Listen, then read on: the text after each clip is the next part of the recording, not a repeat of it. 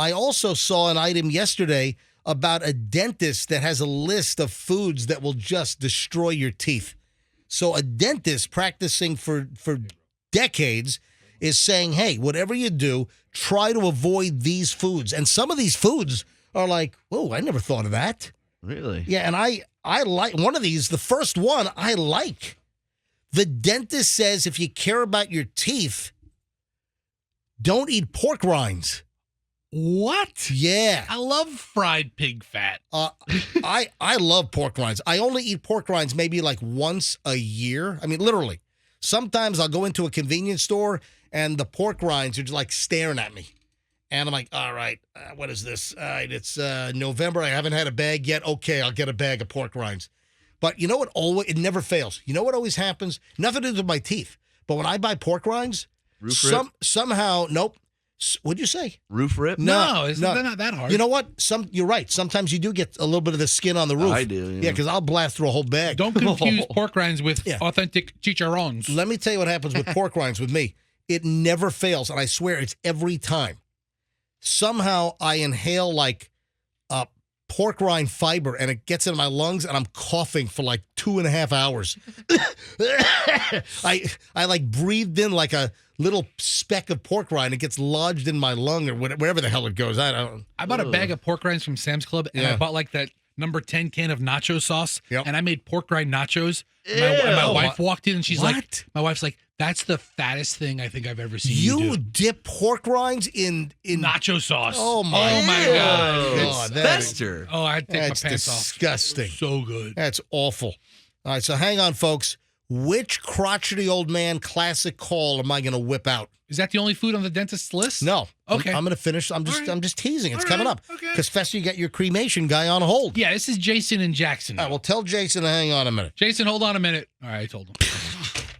All right, so pork rinds. Don't eat pork rinds. Bad for your teeth because the pork rind material, it gets in between your teeth and it leads to decay. And I guess pork rinds are one of the crunchy food snacks that are most likely to get all wedged into the crevices of your teeth.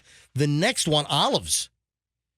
Olives, which is a pretty healthy item. You know, I hate olives. Olives are horrible. I hate olives. Taste like poison to me. What kind of olives? Black olives? Spanish olives? I love olives. All olives. Oh, they're so gross. I hate the taste of olives, but I can drink olive oil by the gallon.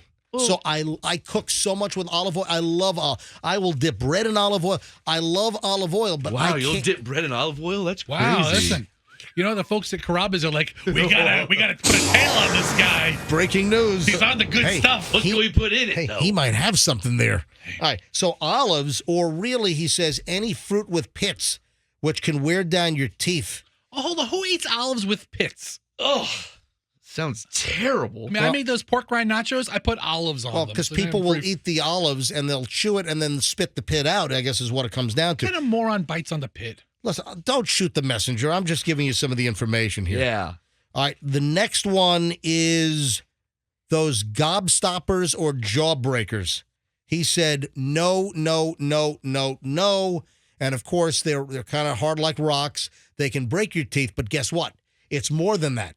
It's the fact that the gobstoppers and the jawbreakers, they last forever. So you keep this sugar ball, this hard rock of sugar in your mouth for a long period of time, and it just coats your mouth and your teeth with just sugar, whereas other items, the sugar's kind of in and out, and this is just like a constant, like a droning on of the sugar with this gobstopper. Yeah, it takes like 15 minutes to suck those atomic fireballs, man.